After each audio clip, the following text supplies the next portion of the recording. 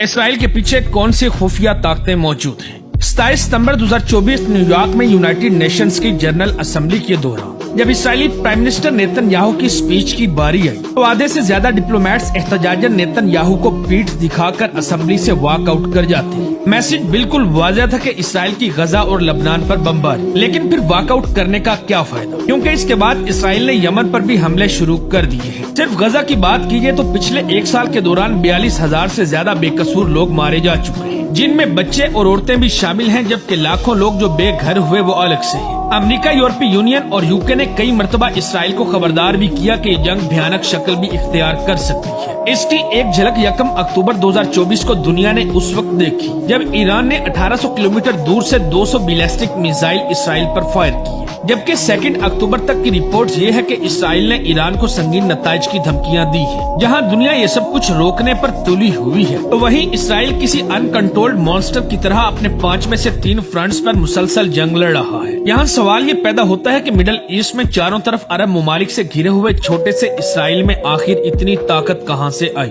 اور آخر کیا وجہ ہے کہ دنیا کی بڑی بڑی طاقتوں کے بار بار منع کرنے کے باوجود بھی یہ اسرائیل کو روکنے میں ابھی تک ناکام ہے۔ یہ سب کچھ اور اس سے جڑے دیگر حقائق جاننے کے لیے ویڈیو کو آخر تک ضرور دیکھیں۔ ناظرین، اسرائیل کی اصل طاقت سمجھنے کے لیے ہمیں تھوڑا سا موجودہ صورتحال کے بارے میں جاننا بے حد ضروری ہے۔ اسرائیل اور فلسطین کا مسئلہ تو تب سے چل رہا ہے جب ان دونوں کا کوئی وجود بھی نہیں تھا۔ اس مسئلے کی اصل جڑ کیا ہے؟ اس وقت صورتحال یہ ہے کہ فلسطینیوں کو اسرائیل نے دھکیل کر ایک چھوٹی سی پٹی تک محدود رکھا ہوا ہے، جس کو غزہ اسٹرپ کہتے ہیں۔ یہ علاقہ صرف 360 اسکوائر کلومیٹر کے ایریا پر پھیلا ہوا ہے، جہاں سے نہ نکلنا آسان ہے اور نہ ہی اس کے اندر جانا۔ ایک طرف میڈیٹرینین، ایک طرف ایجپٹ، تو 2 سائڈوں پہ اسرائیل موجود ہے۔ یہاں صرف ضرورت کی اشیاء جاتی ہیں، وہ بھی تب جب اسرائیل چاہتا ہے۔ اسی وجہ سے انٹرنیشنل کمیونٹی کا یہ ماننا ہے کہ غزہ اسٹرپ دنیا کا سب سے بڑا اوپن ایئر پریزن ہے۔ غزہ اس وقت حماس کے کنٹرول میں ہے، جو کہ ایک ملیٹنٹ ونگ ہے۔ پچھلے سال اکتوبر میں جب حماس نے اسرائیل پر ہزاروں راکٹس فائر کیے تو اس کے نتیجے میں اسرائیل نے جو جوابی کارروائی شروع کی وہ ابھی تک چل رہی ہے۔ اس کا سب سے زیادہ نقصان غزہ کی لوکل آبادی کو ہو رہا ہے، جو نہ چاہتے ہوئے بھی اس جنگ میں دھکیلے جا رہے ہیں۔